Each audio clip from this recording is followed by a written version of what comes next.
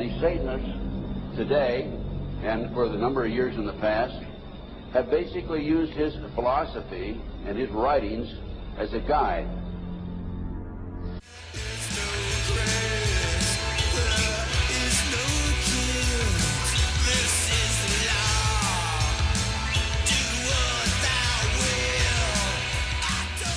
I've been an admirer of Aleister Crowley. I think that I'm carrying on much of the work that he started over 100 years ago, and I think the 60s themselves. You know, Crowley said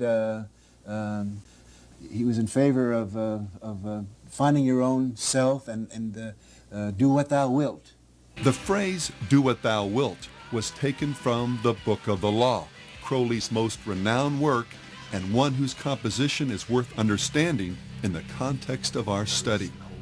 While visiting Egypt in 1904, Crowley's first wife, Rose, began going into spontaneous trances, muttering things like, "They are waiting for you," and "He who was waiting was Horus." Intrigued, Crowley and Rose went to visit the Cairo Museum. From a distance she spied a glass case and exclaimed, there he is." Upon inspection, the case did contain an image of Horus painted on a wooden stele, but what particularly stunned Crowley was its exhibit number, 666, his number, the number of the beast. Convinced now that something supernatural was happening, Crowley went back to his hotel and performed a ritual, summoning this higher power. Over 3 successive days, beginning on April 8th, the book was channeled through Crowley while in a trance. And the content of this revelation? "I am the snake that giveth knowledge," the Spirit said. "To worship me take wine and strange drugs, whereof I will tell my prophet." This snake spirit begins the revelation by telling man that he is a god, that reality is essentially an illusion, sin a myth, and that ethically there's no greater commandment than the law of Thelema, Greek for will, as famously stated in the 40th verse of chapter 1. Do what thou wilt shall be the whole of the law. In 1904, Crowley had a communication with an extraterrestrial being named Iwas. And this being, through his wife, kind of a channeling type operation, brought forth a book that was called the Book of the Law in 1904. And this book declared that the slain and risen God, i.e. Jesus, had stepped off the throne, and that a new God, the crowned and conquering child, was taking his place. As a result of this, Crowley proclaimed the end of Christianity and the start of Crowleyanity. Crowley taught that the way you could live forever was by vampirizing little children sexually. And he personally bragged of having slaughtered 150 male children in 1 year. This is why he was called the wickedest man in the world. But for now, understand that his primary message was simply, find your true will and then do it. Thou hast no right but to do thy will. There is no God but man. Crowley's demonic creed was just that each individual has no higher authority than their own will, that we are free to live life as we please. The Golden Dawn's most notorious member was a self-confessed Satanist, Aleister Crowley, who styled himself as the Beast. Crowley was one of the pantheon of cult figures portrayed on the cover of the Beatles record, Sgt. Pepper's Lonely Hearts Club Band. In 1912, Crowley became the British leader of the Ordo Templi Orientis, the OTO, which was a direct descendant to the original Bavarian Illuminati.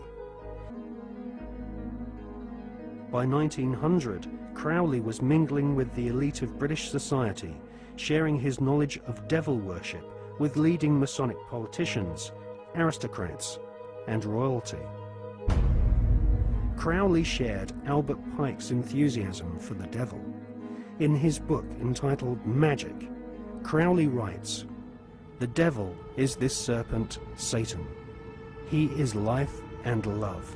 He is light, and his zodiacal image is Capricornus, the leaping goat, the Godhead. This is George Washington. In the last century, they decided they didn't have a decent statue of George, so instead of getting an American to produce one, they ordered it from Italy, from Florence. And when it arrived on the dockside, people were staggered, because here was George, the first president of the United States, depicted naked from the waist up with this cloth over his Bill Clinton's, and then pointing up one arm, pointing down the other. What's going on? Unless you realize where these people are coming from, it's inexplicable. Well, if you just hold that in your mind, arm up, arm down, naked from the waist up, and then Bill Clinton's covered in a piece of cloth, well, this is where it's coming from. This is the ancient depiction of the compilation of the negative force symbol that the Templars worshipped, or the high-level Templars worshipped anyway, called Baphomet. And this is why that they depicted George Washington in that way.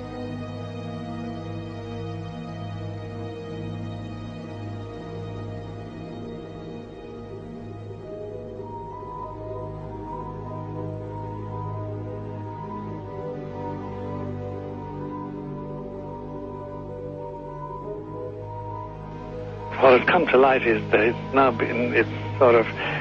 it is not so surprising for a lot of people that there are covens amongst the very educated class, architects, doctors, lawyers, priests, brokers, and the leisure class. These are people who have made pacts with the devil. That's right. It's really the best, the more accurate way of describing it would be that they have indulged themselves in the worship of the goat, of the prince, of the serpent, of Satan, of Lucifer, and they lead perfectly normal lives. They're jewel merchants. They travel. They're prominent in their own way, but they do have this indulgence. Father, here's a part of that I can never understand. That has never made sense to me, and that is, if somebody were to make a pact with the devil, then obviously the implication is if the devil is there to make a pact with them, to make a deal, to make their life, this short mortal life on earth, pleasurable, with money or women or travel, or more interesting, whatever it is they want. Yes. Then they are aware of the presence of the devil, and they are obviously aware then of the presence of God as well, and they nevertheless make a conscious, stupid, short-term, blind choice to take what they can get in this lifetime. And to embrace one, you must embrace the other. It's not like it's some wishy-washy person. I know you do. It is a very not easy to understand, except when you talk with them, when they let their hair down and peel grapes, as we say, and when they're on their way to being cured of or healed is the proper word. You find that there's an exhilaration and a satisfaction which is both sensual and sexual and mental when they really indulge in Luciferian worship. There is a peculiar exhilaration. Like a drug, then? Yes, it's a peculiar exhilaration. And of course, the godly instincts in us all, the angelic in us all, because we all have something angelic and something godly, besides everything else, a lot of other negative things, that is quenched. And you find in them a horror of anything what we call sacred and holy, or sacrosanct, or the idea of the sacred, of the awesome.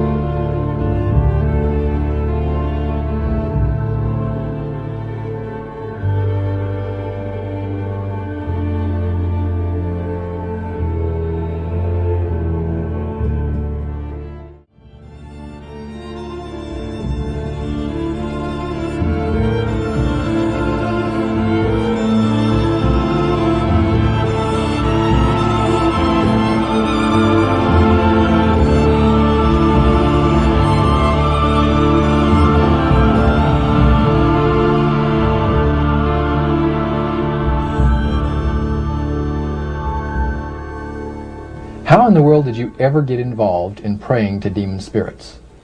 A fellow that had been on a particular ship with me, he told me, hey, I got something fantastic to tell you. He said, I am affiliated with people that speak with the spirits of the dead. How would you like to talk to the spirit of your dead mother? And I was shocked. I was shocked. He said, you wouldn't be afraid of talking to the spirit of your dead mother, would you? Well, I said, I'll tell you what, I would have to give that some thought, because it's something I never thought about before in my life. Most of us probably haven't. A little afraid of something like that. Well, he says, you know, it's written all over your face. You're afraid of going to a seance. But he says, I know you. He says, you're going to come.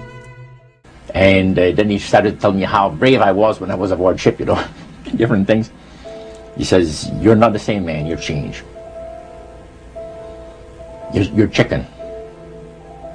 That's all I needed to hear. I said, when do we go to a seance? So one Saturday evening, we were in the place. It was the very first time, very beautiful place. The medium was a lady. She had a gorgeous new home in Montreal. And there were about 20 invited guests there, which I was one of them. And she communicated with the spirits for different people there. And they were telling them what the spirit said. One man said, I would like to talk to my friend that died 6 months ago. But I don't want him to appear. Just want to talk to him. Because he says, I don't trust you talking to my friend for me. So the medium says, let me inquire of the spirit. Yeah, the spirit will talk with you. And that big masculine voice was heard in the place. It says, hi Frank, it's nice of you to ask for me to talk with you. And they had a little chat. And after it was over, Frank says, this is the greatest thing on earth, to be able to talk with the spirits of the dead. Then the medium said, we have a very special surprise tonight for you people.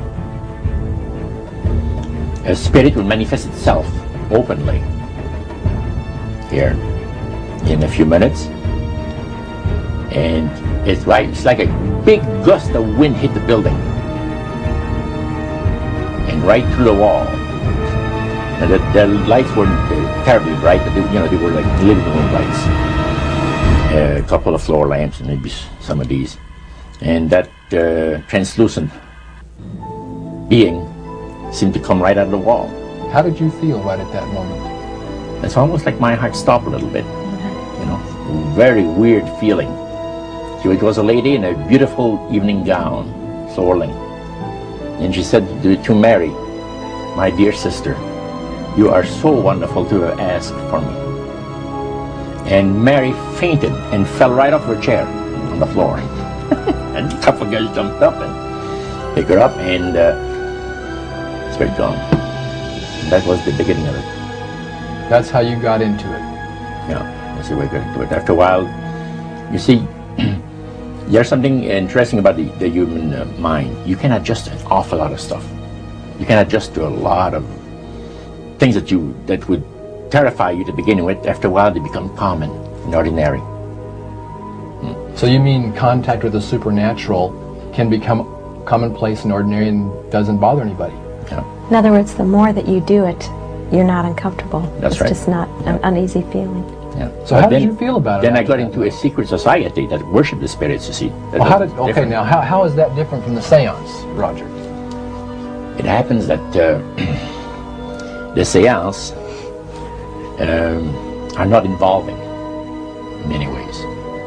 But when you get into a secret society of spirit worshippers, then, and especially when you're invited there by the direction of the higher-ups in the spirit world, you never get out of there alive. And this is exactly what my friend and I were up against. We didn't know anything about it. And there was a very, very popular big band leader. Jazz musician? Band, yeah. very famous. And one night we went to one of these seances, and he was with his wife. So Roger, you're at this restaurant. What happened? We sat there, and we had our favorite alcoholic beverages, you know. And as we talked,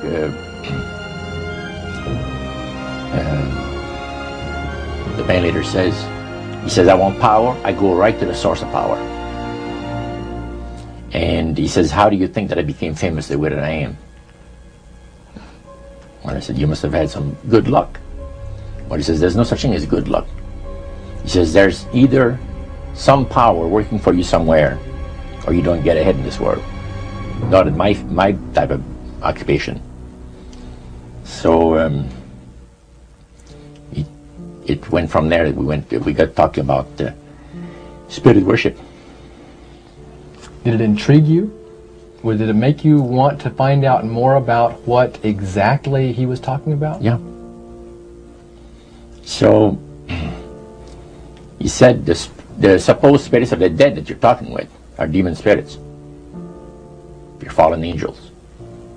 They're beautiful beings. Just set it out, just like that. Oh, that. yeah. It didn't make you uneasy when he said they were Well, you know, it shocked you a little bit, you know. Something that you first hear mentioned to you. He said, you guys have got a great future ahead of you.